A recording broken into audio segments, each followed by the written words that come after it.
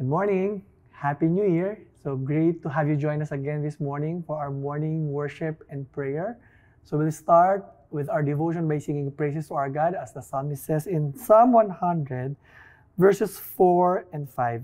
Enter his gates with thanksgiving and his courts with praises. Give thanks to him, bless his name, for the Lord is good. His steadfast love endures forever, and His faithfulness to all generations. Let's praise God this morning more than because of what He does or what He will do, but let's praise Him for who He is in our lives.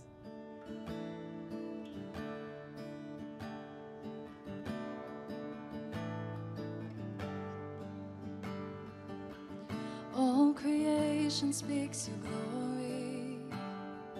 Angels declare you worthy. You spoke a word and created the earth. The stars erupted in praise. The stars erupted in praise. We stand in awe of you. We stand in awe of you. Here in your presence, we set our eyes on you. We stand in awe of you. We stand in awe of you. Here in your presence, let our words be for you.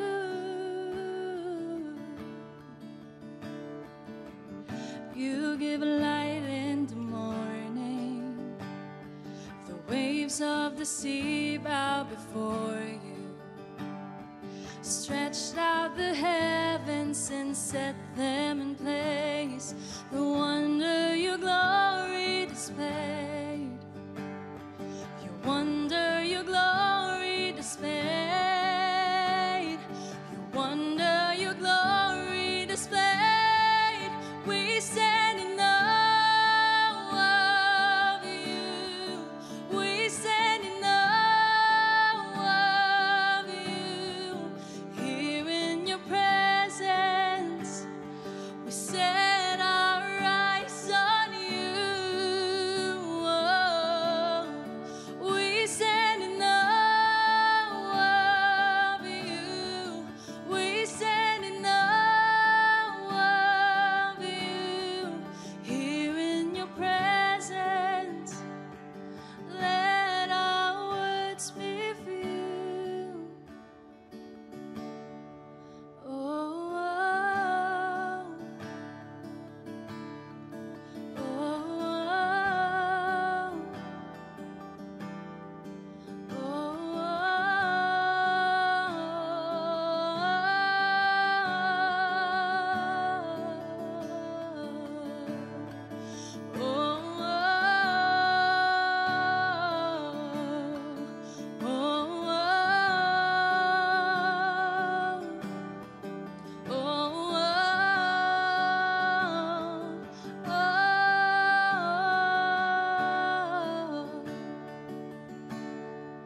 we stand in awe of you.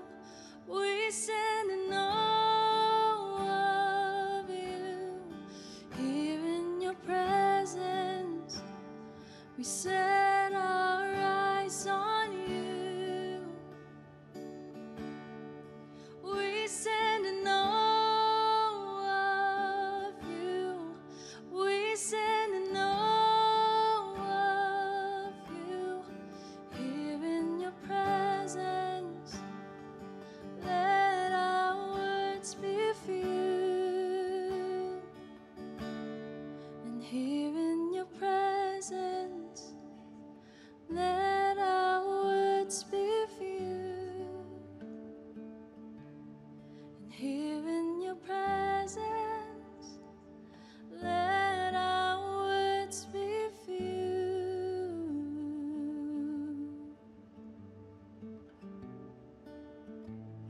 Good morning, everyone. Again, so the theme of our morning worship and prayer this year is focused on the cross because we wanted to help our people to continually see and encounter the power of the cross at work in their devotion, their calling, their relationships, and their witness to the world. So today, we'll read from Galatians chapter 6, verses 9 and 10.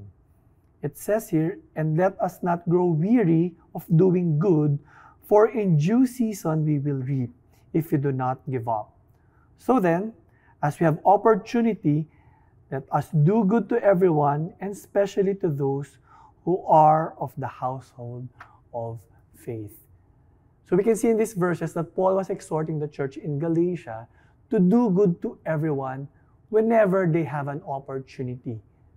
And when we do, sabi sa NLT, we will reap a harvest of blessing if we do not give up. But what a great exhortation, not only for the church then, but I believe for all the believers and of course, the church now, especially na nasa start tayo ng taon. Diba? Can you imagine if the world is full of people who wants to do good things towards one another? So what can we do? Parang imagine a world we're living is a world of a better place. You know, that exhortation that Paul gave to the church in Galatia was to do good to all people at all time. And this is a perfect exhortation because, diba, every year, when we start the year, everyone wants a fresh start, a new beginning, and we all wanted to become a better person in a way. And to have a better environment, right? Sa mga estudyante, diba, lagi mo sinasabi, "Nako, this year, hindi na ako mambubuli." Or, "This year, hindi na ako magiging pasaway sa mga magulang ko." Sa mga single and working, diba? "This year, I'll be more patient towards my colleagues." Or, "I'll manage my triggers towards my boss." Or sa mga married, diba? "I will try my best to be more loving husband or wife this year." Or, "to be more understanding as a father or mother towards my children." Now, this passage is interesting because Paul, when he wrote this letter, the intention was to refute the Jewish Christians who were teaching the non-Jewish Christian that in order for them to become part of Jesus' community, they need to obey all the laws and commandments of Torah. Remember, diba merong 10 commandments, but the Pharisees were able to break it down to more than 300 laws, and all of them should be followed. Can you imagine how wearisome that is? 300 plus laws.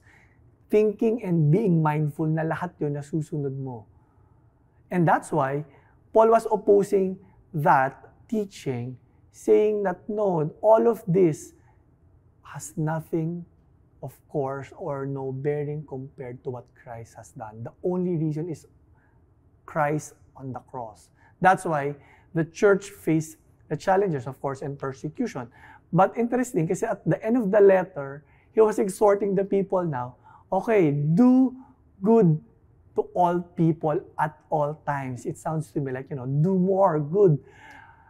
Parang the question is it really possible for us to do good and not weary or weary in doing good in the midst of like what they went through, persecution, opposition, or for us, whatever challenges and trials we are facing? If yes, then the question is, how? The good news is the verse answer that also. And we can read that in the first verse, nung sinabi sa verse 9, "Let us not grow weary of doing good, for in due season we will reap if we do not give up." Yung phrase na sinabi nung, "in due season we will reap," that's one of the keys, I think. Because in due season we will reap is actually having the right perspective as we do good to others. As they faced persecution during that time, Paul was encouraging them to continually do good to others. It's like he's saying na kahit na may persecution, sige, do good to others. It's not a waste. Continue to sow kindness. And whatever kindness you sow to others, you will surely reap in due time. Interesting kasi yung word na time dito na ginamit in its original context was kairo, which means appointed time or divinely ordained moment, meaning parang in God's time. And, meaning sometimes the results of our effort to do good to others has an appointed time. And most of the time, di ba, when we do good as humans, we wanted to see right away the result of what we do. But it says here, when we do good in God's perfect time, we will actually reap the harvest. So I encourage all of us, to continually do good. Let's trust God's time. Kasi yung timing ni God, hindi katulad ng timing natin. Pag may ginawa tayo, minsan gusto natin agad makita yung result. But in God's time, it's not always the same. Sometimes, we have to wait for that kairo moment for us to see what happens. I remember nung I got saved almost 3 decades ago, one of the things that the Lord has given me as a promise that I claim was the whole household will be saved. Ako po yung unang na-save sa family and we're big. We're around 8. So I was really praying na someday all of us will have the same faith. And God gave me like an exhortation. If you wanted to see that promise happen, continue to do good in your family. So kindness to them. So yung pagiging tamad ko sa bahay, biglang I started na ako na yung nag-initiate na magsaing kahit hindi ako inutusan, maglinis ng bahay. Yung Rodnel na palasagot sa magulang, I started saying, I think I should not do this. So, I know that those little kindness that I sowed in the house is never in vain. And that's why almost 3 decades later, yung buong family namin, if not all, most of us now, are really walking with the Lord. We accepted already Christ. So I tell you, imagine 3 decades yun. So even for you, it's not like when you sow something good to others now, you will reap right away. Sometimes it will take time. And interesting din, kasi yung word na reap na ginamit dito, sa English in its original form, was often used metaphorically in the New Testament to describe a gathering of spiritual fruits.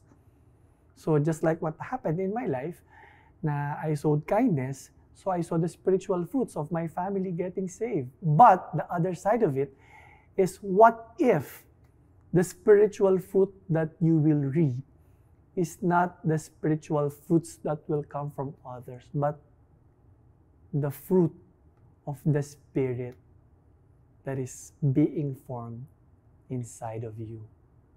In short, when we do good to others, it's not that others will benefit, but it's actually our own benefit because it's for our own sanctification.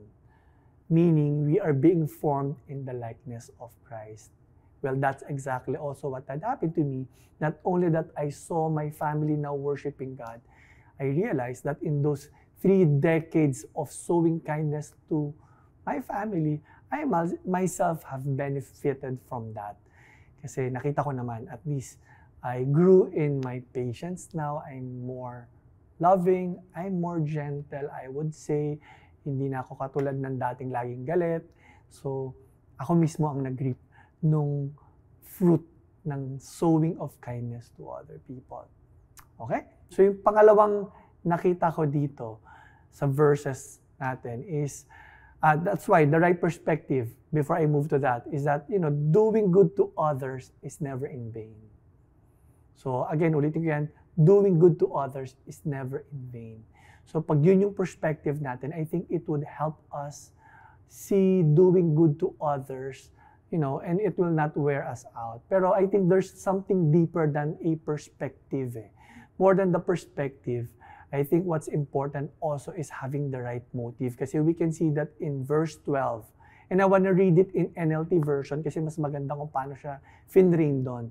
Sabi doon sa verse 12, those who were trying to force you Paul was saying this to the church in Galatia, those people who are trying to force you to be circumcised want to look good to others.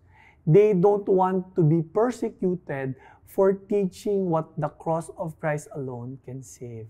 So what can we draw out from here? Kasi pag tinagos mo rin yan sa verse 14, makikita mo yung difference ng motive naman ni Paul. Kasi sinabi rito, di ba, yung motive ng mga Jewish Christian na yon is to look good to others. So ano naman yung motive ni Paul?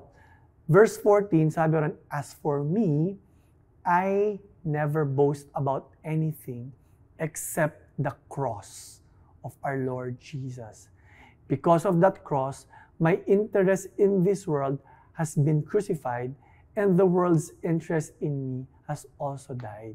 Diba? Our interest sometimes is to please others. Our interest is our image will be saved. Pero in Paul, sinabi niya, my interest has already been died. My interest is Christ crucified. Meaning, the ultimate goal is not to please others, but to please God.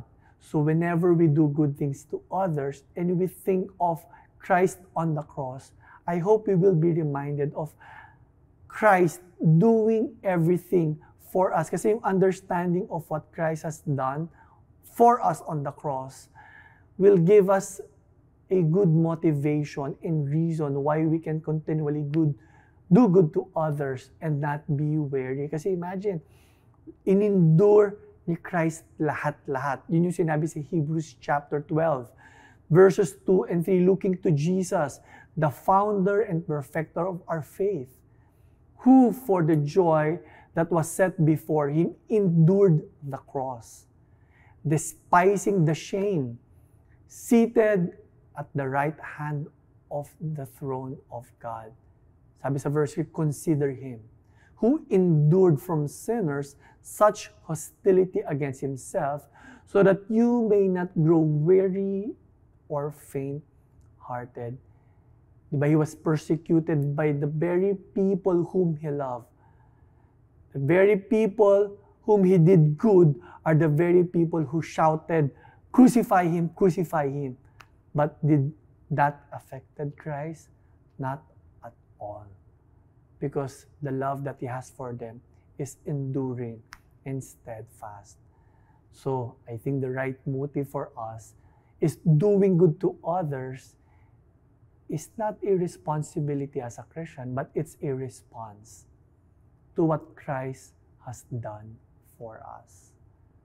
So, not only that we have the right perspective, which is doing good is never in vain, but to have the right motive, that when we're doing good to others, it's actually a response to what Christ has done for us on the cross. Amen? So let's pray. Father, we thank you. Thank you for it is your plan. Sinabi rin po yan sa Ephesians. It is your plan for us to do good works that you already have set long before you have created us. And so as we do good works, I pray that we will not grow weary in doing it, having the right perspective that it's not in vain. It's not in vain. If we don't give up, we will reap a harvest. And having the right motive that when we do good works to others, we're doing it because we're paying it forward. It's just a response to the goodness of God in our lives. So Father, we thank you, we honor you, and we bless your name in Jesus' name. I think there's nothing but a response to that word, but to worship our one and only true God. Let's worship him once again.